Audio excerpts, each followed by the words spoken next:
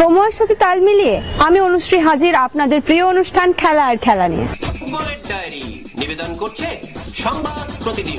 সমস্যা ভারতীয় ফুটবল ফেডারেশনে, একদিকে অভ্যন্তরীণ সমস্যা, আইনি জটিলতা, আর অন্যদিকে এফএসডিএল এর আর্থিক প্রস্তাবে কোণঠাসা অবস্থা।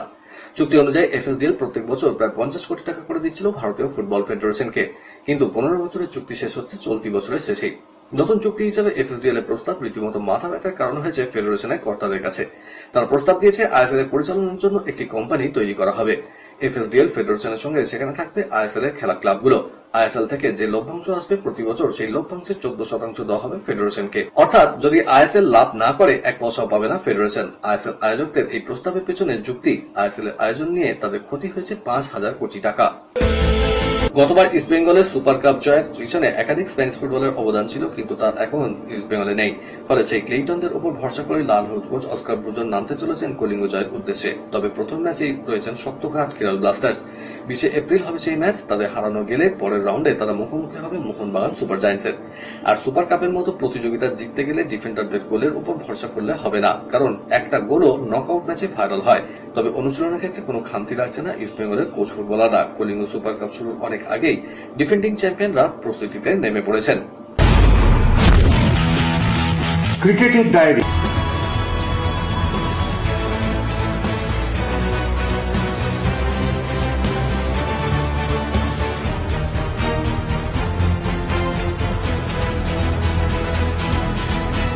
পাঁচবারের চ্যাম্পিয়ন মুম্বাই ইন্ডিয়ান্স এবারে আইপিএলেও ধুঁকছে। 6টি ম্যাচ খেলে 2টিতে জয় পেয়েছে হার্দিক পান্ডিয়ারা। দলের পারফরমেন্সে হতাশ মুম্বাই ইন্ডিয়ান্স সমর্থকরা। মুম্বাই ইন্ডিয়ান্সের কর্ণধার নীতা আম্বানিকে সামনে পেয়ে এক সমর্থক রোহিত শর্মাকে আবার অধিনায়ক করার অনুরোধ করেন। কয়েকদিন আগে শিরডি সাইবাবা মন্দিরে গিয়েছিলেন নীতা। মন্দিরের বাইরে তার সঙ্গে দেখা হয় মুম্বাই ইন্ডিয়ান্সের এক সমর্থক। নীতাকে সামনে পেয়ে সেই সমর্থক হাত জোড় করে অনুরোধ করেন দয়া করে রোহিতকে আবার নেতৃত্বে ফিরিয়ে আনুন। আর্জি শুনে নীতা মেজাজ হারাননি, হাসি মুখে সেই সমর্থককে বলেন সবই বাবার ইচ্ছা। চোটের কারণে দীর্ঘদিন ধরে এই খেলার বাইরে রয়েছেন মায়াঙ্ক যাদব। গত আইপিএলে 150 কিলোমিটার বল করে চমকে দেওয়া জোরে বোলার এবার একটি ম্যাচও খেলতে পারেনি। তবে অপেক্ষা শেষ হতে চলেছে। লখনৌ দলে যোগ দিতে চলেছেন মায়াঙ্ক। জানা গেছে আজ লখনৌ শিবিরে যোগ দিয়েছেন মায়াঙ্ক। তাকে বোর্ডের উৎকর্ষ কেন্দ্রের তরফে খেলার অনুমতিও দেওয়া হয়েছে। তিনি খেলার জন্য ফিট হয়ে গেলেও চূড়ান্ত সিদ্ধান্ত নেবে লখনৌয়ের দল পরিচালন সমিতি। তারা আপাতত পর্যবেক্ষণে রাখবেন মায়াঙ্ককে। লখনৌ দলের চিকিৎসকরা সন্তুষ্ট হলেই খেলতে পারবেন মায়াঙ্ক। কেকেআরের বিরুদ্ধে নামার আগে বড় ধাক্কা খেয়ে গেল পাঞ্জাব কিংস। বাকি আইপিএলে আর সম্ভবত নামা হবে না লকি ফার্গুসনের। পাঞ্জাব কিংস বোলিং এর অন্যতম ভরসা ছিলেন তিনি। মুলানপুরে আজিঙ্ক রাহানে কেকেআরের বিরুদ্ধে নামতে চলেছে শ্রেয়স আয়ারের পাঞ্জাব। প্রাক ম্যাচ সম্মেলনে জেমস হোপস বলেন ফার্গুসন অনির্দিষ্টকালের জন্য বাইরে চলে গিয়েছেন। ওকে চলতি আইপিএলের শেষের দিকে পাওয়ার সম্ভাবনাও বেশ কম, যা মনে হচ্ছে লকির চোট গুরুতর। সানরাইজার্স হায়দ্রাবাদের বিরুদ্ধে গত ম্যাচে মাত্র 2টো ডেলিভারি করার পরেই মাঠ ছাড়েন পাঞ্জাবের ব্ল্যাক ক্যাপস পেসার। মাঠের মধ্যেই তাকে খোঁড়াতে দেখা গিয়েছিল। এবার জরিমানা তালিকায় নাম উঠল অক্ষর প্যাটেলের। চলতি আইপিএলের ষষ্ঠ ক্রিকেটার হিসেবে স্লো ওভাররেটের জন্য এই শাস্তি পেলেন তিনি। ঘরের মাঠে মুম্বাই ইন্ডিয়ান্সের কাছে হারে দিল্লি ক্যাপিটালস। ম্যাচে নির্ধারিত সময়ের মধ্যে 1 ওভার কম বল করে রাজধানী ফ্র্যাঞ্চাইজি। তাই অধিনায়ক অক্ষরকে 12 লক্ষ টাকা জরিমানা করেন ম্যাচ রেফারি। এবারে আসলে এই প্রথম শাস্তির কবলে পড়ল দিল্লি। বিসিসিআই তরফ থেকে জানানো হয়েছে আইপিএল এর আচরণবিধির 2.22 নম্বর ধারা অমান্য করেছে দিল্লি ক্যাপিটালস। চ্যাম্পিয়ন্স ট্রফির অর্থ নিয়ে বিপুল নয়ছয় করেছে পাকিস্তান ক্রিকেট বোর্ড। বিস্ফোরক দাবি করলেন সে দেশের এক সাংবাদিক। তার কথায় মাঠে সার দেওয়ার টাকা জোগাড় করার জন্য নিজের বাইক বিক্রি করে দিতে বাধ্য হয়েছেন রাওয়ালপিন্ডির পিচ কিউরেটর, কারণ মাঠের পিচ তৈরির জন্য প্রয়োজনীয় অর্থ চেয়েও পাননি তিনি।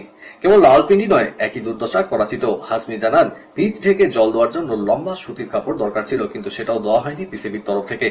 বিস্ফোরক মন্তব্য করে পাক সাংবাদিক শাহিদ হাজমি বলেছেন সারের টাকা জোগাড় করতে নিজের মোটর সাইকেল বিক্রি করে দিয়েছেন কিউরেটর। এর থেকে খারাপ আর কি হতে পারে? সার কেনার বাজেট রয়েছে, অথচ সার মিলছে না। খেলার খবর আরো আছে, কিন্তু তার আগে নিয়ে নিতেই হচ্ছে ছোট্ট একটা ব্রেক। দেখতে থাকুন।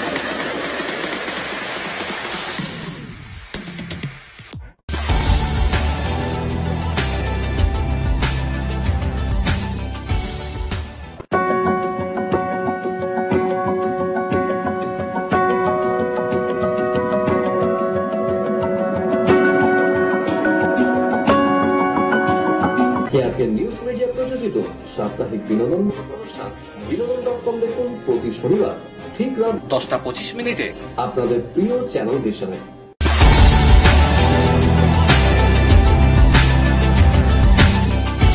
ব্রেকের পর আবার ফিরে এলাম আপনাদের প্রিয় খেলা আর খেলা নিয়ে। বিদেশের ডায়েরি। কনকাকাফ চ্যাম্পিয়ন্স কাপের শেষ 8-এর দ্বৈরথে গত বৃহস্পতিবার 3-1 গোলে লস অ্যাঞ্জেলসকে হারিয়েছিল ইন্টার মায়ামি। দুরন্ত গোল করেছিলেন লিওনেল মেসি, কিন্তু মেজর লিগ সকারে আর্জেন্টিনীয় কিংবদন্তি ব্যর্থ দলকে জেতাতে। শিকাগো ফায়ারের বিরুদ্ধে গোল-শূন্য ড্র করল মায়ামি। ইস্টার্ন কনফারেন্সের 7 ম্যাচে 15 পয়েন্ট নিয়ে 4-এ রইল মেসিরা। মেসিকে দেখতেই শিকাগোর স্টেডিয়ামে ছিল কানায় কানায় পূর্ণ। মোট 62,358 জন দর্শক খেলা দেখলেন, যা এই স্টেডিয়ামের নজির। কিন্তু দিনের শেষে হতাশ হয়ে ফিরতে হলো তাদের। এমনিতে 4 মিনিটের মাথায় বক্সের বাইরে থেকে মেসির মারা শট বাঁচিয়েছেন গোলরক্ষক গ্রিস ব্র্যাডি। 64 মিনিটে তার ফ্রিকিক ক্রসবারে লাগে। এই গোলটা হলে ম্যাচের অভিমুখ বদলে যেতে পারত। অঘটনে আশঙ্কা সরিয়ে ভালোই ভালোই জিতে চ্যাম্পিয়ন্স লিগের শেষ 4-এ পৌঁছানোই মূল লক্ষ্য বার্সেলোনার। আজ মধ্যরাতে বরুসিয়া ডর্টমুন্ডের বিরুদ্ধে কোয়ার্টার ফাইনালে ফিরতি পর্বে খেলা। প্রথম লেগে 4-0 গোলে জিতে থাকায় বার্সা চাপমুক্ত হয়ে মাঠে নামবে, তা বলা যায়। তবে কোচ হ্যান্সি ফ্লিক জানিয়েছেন দলের মধ্যে বাড়তি উচ্ছ্বাস বা আত্মতুষ্টির কোনো জায়গা নেই। নতুন ম্যাচ, তাই এগিয়ে থাকার মনোভাব না রেখে শূন্য থেকে শুরু করতে চান। রাফিনহা ইয়ামালদের নিজের ভাবনা চিন্তা বুঝিয়ে দিয়েছেন তিনি। আর চ্যাম্পিয়ন্স লিগের অন্য খেলায় মাঠে নামবে পিএসজিও। প্রথম পর্বে অ্যাস্টন ভিলাকে 3-1 গোলে হারিয়েছে তারা। ফিরতি লেগের ম্যাচ বিপক্ষের ঘরের মাঠে। পিএসজি কোচ লুই এনরিকে বলছেন, অ্যাস্টন ভিলা যেমন ঘরের মাঠে খেলার অ্যাডভান্টেজ পাবে, তেমন আমরাও আগের পর্বে জিতে এগিয়ে আছি। প্রথম পর্বে গোল হজম করেছিলাম, এবার রক্ষণ জমাট করে ক্লিন শিট রেখেই জিততে চাই।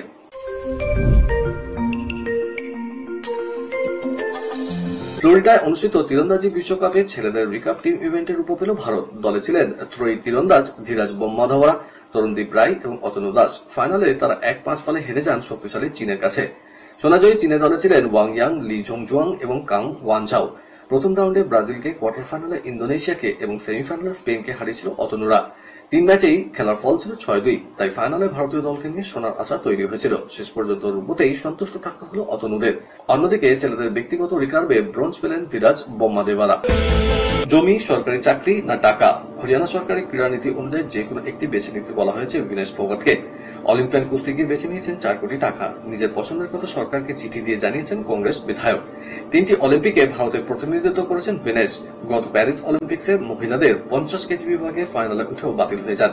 ফাইনালের দিন সকালে শরীরের ওজন নির্ধারিত মাত্রা থেকে বেশি থাকায় বাতিল করে দেওয়া হয় তাকে। দেশের অন্যতম সেরা মহিলা কুস্তিগিরকে কিছুদিন আগে রাজ্যের ক্রীড়ানীতি অনুযায়ী প্রস্তাব দেয় হরিয়ানা সরকার। রাজ্য সরকারের গ্রুপ এ পদে চাকরি, 4 কোটি টাকা, অথবা হরিয়ানা শহরি বিকাশ প্রাধিকরণ প্রকল্পে জমির মধ্যে একটি বেছে নিতে বলা হয়। ভিনেশ জমি এবং চাকরি নেননি, তিনি 4 কোটি টাকা নেওয়ার সিদ্ধান্ত নিয়েছেন। আসন্ন অস্ট্রেলিয়া সফরের জন্য ভারতের মহিলা হকি দল ঘোষণা করা হয়েছে। ঘোষিত 26 জনের দলের নতুন মুখ হিসেবে 5 জন খেলোয়াড় সুযোগ পেয়েছেন। এদের মধ্যে রয়েছেন বাংলার সুজাতা কুজুর। অধিনায়ক নির্বাচিত হয়েছেন সালিমা তেতে। অস্ট্রেলিয়া সফরে ভারত মোট 5টা ম্যাচ খেলবে। এই সিরিজ শুরু 26শে এপ্রিল থেকে। আইএসএলের শুরুটা খুব একটা ইতিবাচক ছিল না এফসি গোয়ার। খালিদ জামিলের জামশেদপুর এফসির কাছে পরাজিত হতে হয়েছিল টুর্নামেন্টের প্রথম ম্যাচে।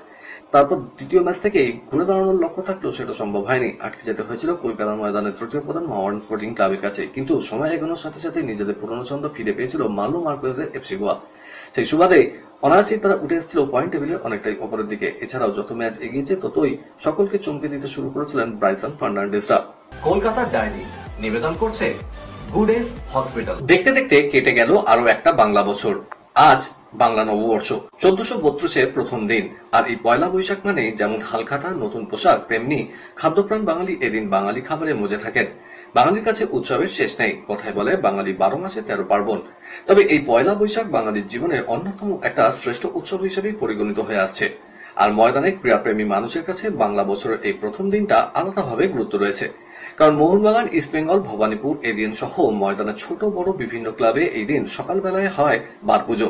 মোহনবাগানের বার পুজো একটি ঐতিহ্যবাহী অনুষ্ঠান, যা ক্লাবের সদস্যদের মধ্যে নববর্ষের আনন্দ ভাগ করে নেওয়ার জন্য একটা প্ল্যাটফর্ম তৈরি করে। এই অনুষ্ঠানে ক্লাবের সদস্যরা একত্রিত হয়ে নববর্ষের শুভেচ্ছা বিনিময় করেন এবং সাংস্কৃতিক অনুষ্ঠানেও অংশ নেন। এবার একই সঙ্গে আইএসএল কাপ জিতে যাওয়ায় মোহনবাগান সমর্থকদের মধ্যে এবারে নববর্ষ সম্পূর্ণ অন্যরকম হয়ে দাঁড়িয়েছে। সাত সকালেই সভ্য সমর্থকদের জন্য চলে এসেছিল লিগ শিল্ড ও আইএসএল ট্রফি। আর আজ সকাল থেকেই ক্লাবের ছোট লনে সাজানো ছিল 2টি ট্রফি। তবে শুধু ফুটবলের ট্রফি নয়, সঙ্গে ছিল কলকাতা হকি লিগ চ্যাম্পিয়ন হওয়ার ট্রফিও। তবে আইপিএল এর লখনৌয়ে ম্যাচ থাকায় রাজ্যের বাইরে আছেন সঞ্জীব গোয়েঙ্কা, তাই আজকের দিনে তিনি ক্লাব তাঁবুতে আসতে পারেননি। ঘড়ি কাটা ধরে শুরু হয় মোহনবাগানের বার পুজো। তারপর ক্লাবের প্রায় সব পদাধিকারীকে পাশে নিয়ে পতাকা উত্তোলন করেন সচিব দেবাশিস দত্ত। ক্লাব তাঁবুর ঠিক সামনে সুসজ্জিত মঞ্চ থেকে উদ্বোধিত হয় প্রয়াত বাগানরত্ন করুণাশঙ্কর ভট্টাচার্যের লেখা বই। প্রাক্তন ফুটবলার সুব্রত ভট্টাচার্য, বিদেশ বসু, প্রসূন ব্যানার্জিদের উপস্থিতিতে জমজমাট হয়ে উঠেছিল ক্লাব তাঁবু। সমর্থকদের আনন্দ দিতেছিল তরুণ সঙ্গীত শিল্পী ঋষি চক্রবর্তীর গান। সঙ্গে পেট পুজো তো ছিলই। এবারে বার পুজোয় বাগানের জাঁকজমক বেশি থাকলেও ময়দানের প্রায় সব ক্লাবেই অনুষ্ঠিত হলো বার পুজো। সবার লক্ষ্য একটাই, নতুন ফুটবল মরশুমে দল যাতে ভালো করে। কলকাতার ডায়েরি নিবেদন করলো গুড এজ হসপিটাল। ইচ্ছে ছিল আরো খবর দেওয়ার, কিন্তু সময় বলে দিচ্ছে এই পর্যন্তই থাক।